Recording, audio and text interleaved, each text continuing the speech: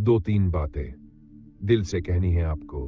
सुना होगा आपने बहुत सी कहानियां, बहुत से चैनलों पर डर का नाम लेकर किस्से सुनाए जाते हैं, लेकिन वो सब बस सुनने भर के होते हैं। असली दर्द, असली खौफ, आपकी रूह तक उतर जाने वाला डर सिर्फ भूत की कहानी 33 नूर आलम के साथ पर ही मिलता है। ये वो जगह है जहां कहानियां आपकी सांसें रोक देती है, दिल की धड़कनें तेज कर देती है और रात को नींद छीन लेती है। अगर आपको यहां मजा नहीं आया, डर महसूस नहीं हुआ, तो इस चैनल का नाम आप खुद बदल दीजिएगा, क्योंकि ये चैनल वादा करता है कि ऐसी कहानियां आपको कहीं और नहीं मिलेंगी। हर नए वीडियो के साथ एक नया जख्म, एक नया खौफ आपकी रूह को छू कर जाएगा। तो जल्दी से चैनल को सब्सक्राइब कर दीजिए ताकि जब भी नया वीडियो आएगा वह अपने आप आपके पास पहुंच जाएगा। और अगर दिल की धड़कनें तेज हुई, डर ने वाकई मजा दिया, तो लाइक दबाकर हमें बताइए, क्योंकि बुक की कहानी 33 नूर आलम के साथ पर डर कभी खत्म नहीं होता। अब तैयार हो जाइए और कहानी के अगले अंधेरे मोड़ की ओर। रात का समय था।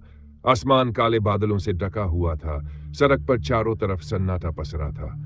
मैं अपने ट्रक को धीरे धीरे हाईवे पर दौड़ा रहा था। ट्रक पूरी तरह खाली था, लेकिन उस खालीपन में भी पहियों की घरघराहट मेरे कानों में गूंज रही थी, जैसे कोई मेरे साथ साथ चल रहा हो। हवा इतनी ठंडी थी कि खिड़कियों के शीशे पर धुंध जम गई थी। दूर दूर तक खेत, जंगल और अंधेरा ही अंधेरा फैला हुआ था। कहीं कहीं कुत्तों के रोने की आवाज उस खामोशी को और डरावना बना रही थी। मेरे हाथ स्टीयरिंग पर थे, लेकिन दिल में अजीब बेचैनी उठ रही थी, जैसे किसी अनहोनी का एहसास पहले से हो रहा हो। मैंने अकेलेपन को मिटाने के लिए रेडियो ऑन किया, लेकिन रेडियो से कोई गाना नहीं आया।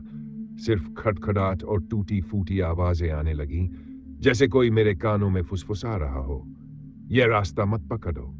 मैं घबरा गया और छत से रेडियो बंद कर दिया। तभी अचानक ट्रक की हेडलाइट्स में सड़क किनारे सफेद कपड़ों में लिपटी एक औरत दिखाई दी। उसका चेहरा घूंघट से ढका हुआ था और हाथ ऊपर करके उसने मुझे रुकने का इशारा किया। ब्रेक अपने आप दब गए। मैंने चाहा कि आगे बढ़ जाऊं, लेकिन पैरों ने जैसे मेरा साथ ही छोड़ दिया। औरत धीरे धीरे चलकर मेरे दरवाजे तक आई। उसने बिना कुछ कहे दरवाजा खोला और ट्रक के अंदर बैठ गई।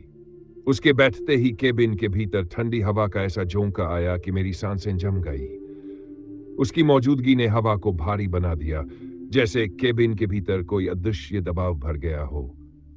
मैं कांपते हाथों से गाड़ी आगे बढ़ाने लगा। सड़क अब और सुनसान हो चुकी थी। चारों तरफ धुंध इतनी गहरी हो गई थी कि 10 कदम भी दिखाई नहीं दे रहा था। मेरे कानों में अचानक बच्चे की रोने की आवाज गूंजी। मैंने तुरंत रियर व्यू मिरर में देखा। वहां कोई बच्चा नहीं था, लेकिन वो आवाज लगातार सुनाई दे रही थी। मैं पसीने से भीग गया। तभी मेरे बगल में बैठी औरत ने पहली बार अपनी धीमी, कांपती हुई आवाज में कहा, तुम्हें डर नहीं लगता इस रास्ते पर? उसकी आवाज इतनी ठंडी थी कि जैसे बर्फ की सुई मेरी हड्डियों में उतर गई हो। मैंने हिम्मत जुटाकर उसकी तरफ देखा। उसका घूंट धीरे धीरे ऊपर उठने लगा, जैसे कोई अदृश्य हाथ उसे खींच रहा हो। मेरा दिल जोर जोर से धड़कने लगा। चेहरा दिखाई देते ही मेरे होश उड़ गए। उसका चेहरा इंसान का नहीं, बल्कि झुलसी हुई खोपड़ी जैसा था।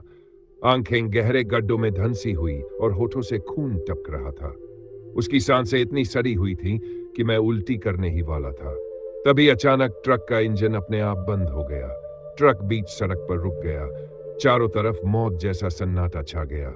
सिर्फ मेरी धड़कनों की आवाज गूंज रही थी। औरत ने अपनी लंबी हड्डी जैसी उंगलियां मेरी ओर बढ़ाई और धीरे से फुसफुसाई, अब तुम भी यहीं रुक जाओ, हमेशा के लिए।